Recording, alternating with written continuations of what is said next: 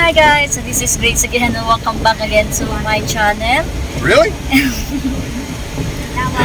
And for today's video, we have a little adventure for today and we're on the way to Lalimar Beach Resort. Really? Yes, really. So my family go with us and one of our new friends we're gonna go with us also, and hopefully we have a wonderful time.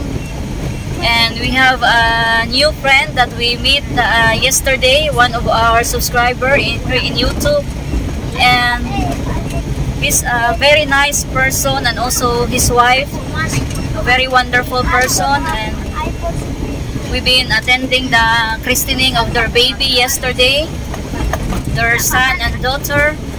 They just arrived here from US. So it's really good that we have a wonderful time yesterday, and they are very wonderful people, right, baby? You're correct. Yeah, very generous people also, and we also meet the family of the girl, and they are very nice to us. And we've been have a little adventure yesterday in the mountains of Paliran. Yeah. It's quite scary, but we survive, right? Yeah. My husband even ride a motorbike. Yeah. So it's been long time since he ride a motorbike. So What, 4 years? Something? yeah, it's been 4 years, I think. And it's really fun, even though it's quite scary, but so much fun. And also going to the mountains, and some of the road there on the way to the place. Their place is very rough, but we survived. We're still here. Yeah. And we really had a good time yesterday, especially talking to our new friend, and the foods are very delicious. I have to admit, though, the Yeah. luncheon was very good. I'm so very full yesterday. I can't even eat dinner when we arrived there in the house. I ate too much yesterday. I did too. They also have the lechon baboy, the roasted pig. They have 2 roasted pig, and it's really good, right? Mm-hmm. Crispy. Yeah. And the meat was done. Yeah, the meat is well done, and the taste is very delicious. Yeah, it wasn't over-salted. Yeah, it's not over salted, because I need to watch my salt intake anyway, because my blood will be high again. So we're on the way now to Bagawinis. We're gonna wait them, or because my friend will gonna go with us, so we're gonna wait them. They're in the Bagawinis school in the highway, and I'm gonna go to the market also to buy some snacks for us. And Virgil is very excited because it's been long time that he wants to go swimming, and this is a family outing also together with our friends. So it's their first time to visit that resort, the Lalimar. So in my previous video, I have that I do some vlog there in Lalimar Beach Resort, but this time I'm gonna do it again. Hopefully it's high tide this time, and hopefully also that it won't be so crowded because it's weekend, it's Sunday. And also the entrance in Lalimar is not really expensive, right? It's like for the adult it's 50 pesos, and for the kids it's 33 pesos. It's not really bad, because most of the resort here they normally have the adult. They usually charge 100 pesos for the adult, Or 150. or 150. Then the kids is the same, right? I think yeah, adults and kids are the same, but in Lalimar the charge is really fair. And they got a nice facility. Yeah, and they have a nice facility, and they have also some restaurant that you can order some foods, some drinks, cold drinks.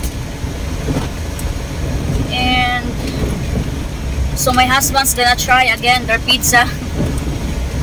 Hopefully this time it won't be so bad. It won't be banana ketchup. It won't be banana ketchup, because he really don't like the banana ketchup. It just don't go for pizza. Yeah. So we'll see you later. So stay tuned for now, and we're gonna be back later. Sure. So we just arrived here, and Virgil is already swim, and my family is here, and our friends are also here, and that's his wife over there, and the baby, the daughter. Hi!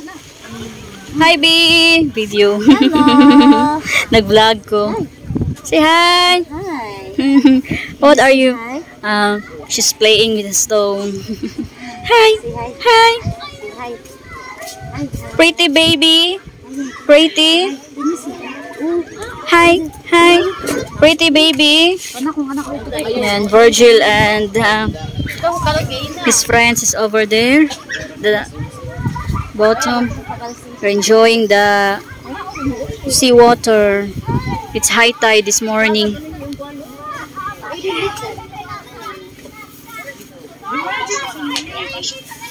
So nice. Beautiful morning here at Lalimar Beach Resort.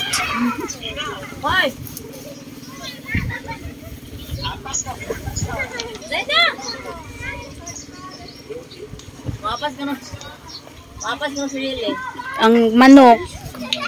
Di man pwede good ma kay di pa kuha na nipid labi nagnay ng kuan. Oh, okay naman. May ibilin po niya sa bus. Langan lagi bilin si.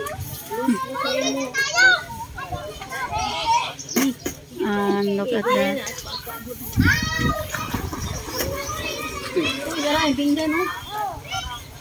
They have some guests this morning, and it's Sunday, and they have I think 2 guests, 2 cottages, that is 2 umbrella cottages that it's already booked, reserved. And that's the friend of my husband's there. They're talking.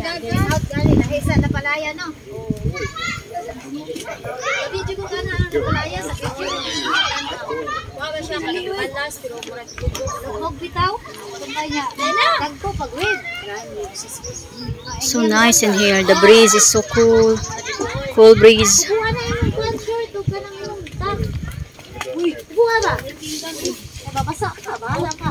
So I'm gonna go walk blue to the beach later. I'm gonna walk down there.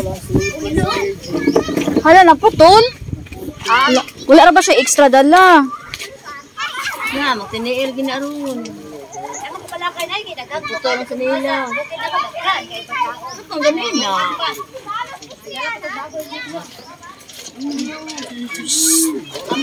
Dahil pagkaon ba? Na, lami pa kayong kuan. Pagkaon daan ba? Naigusto o? Pagkaon, naigusto o ka ng kuan. Maligo ka. Oo, lagi makaon. Kaon tao sa maligo.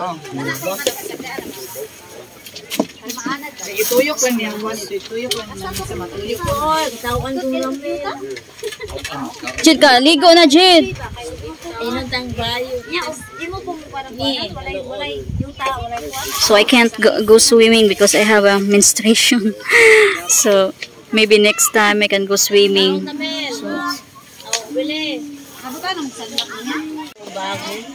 So it's almost 3 p.m. in the afternoon. It's going to be low tide, as you can see. So we really had an enjoyable time here together with our family and friends. So my husband is Virgil is still enjoying the swimming pool. He's still there.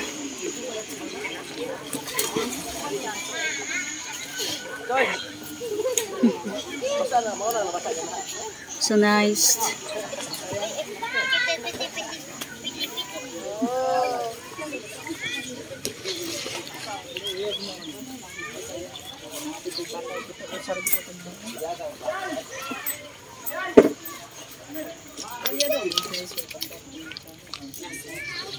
So there's a fisherman there, as you can see.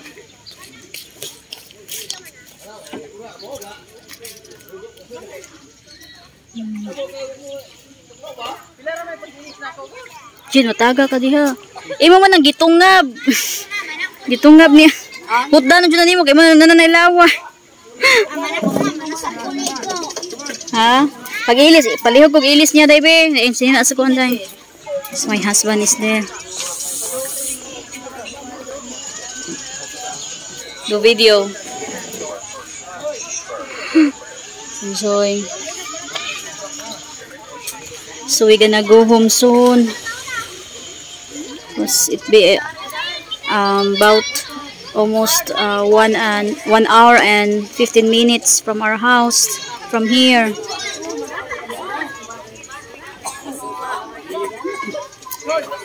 I'm gonna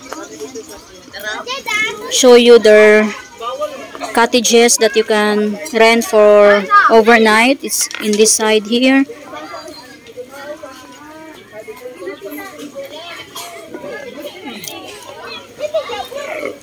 Dayo naman. Taod, uli na. Kuya lang taron na. Oh, dungan ra.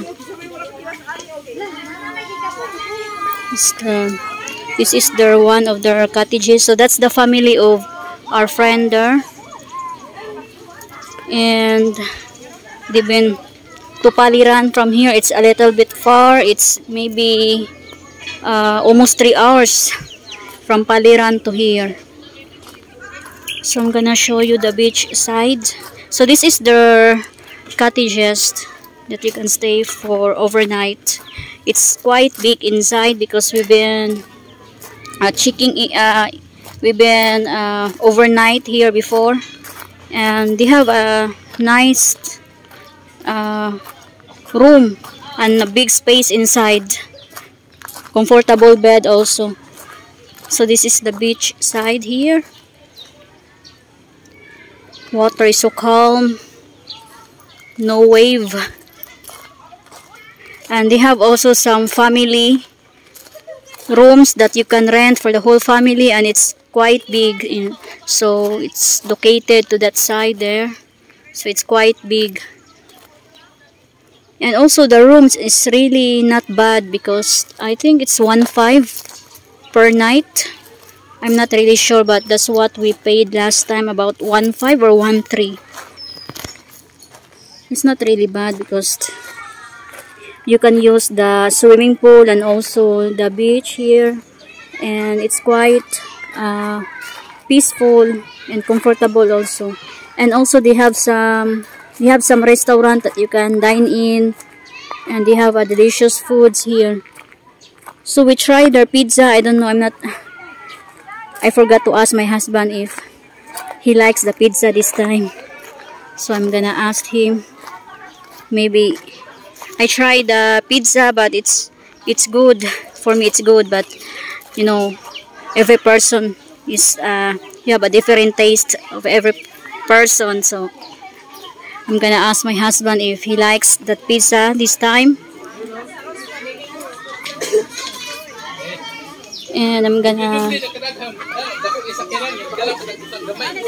check. I'm gonna ask him.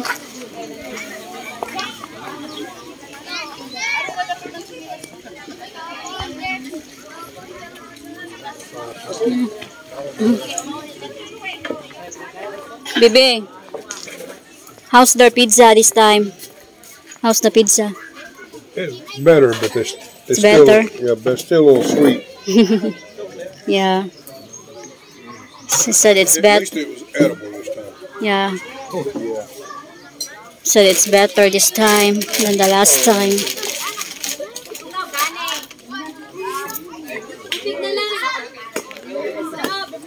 Nice. so I think that's all for today, guys, and I'm gonna see you all on my next video. So thank you so much again for the love and support and for subscribing my YouTube channel. So thank you so much for all the nice comment, and if you are new to my channel, please don't forget to subscribe, like, and share. So until my next video, so stay tuned for now, and God bless us all.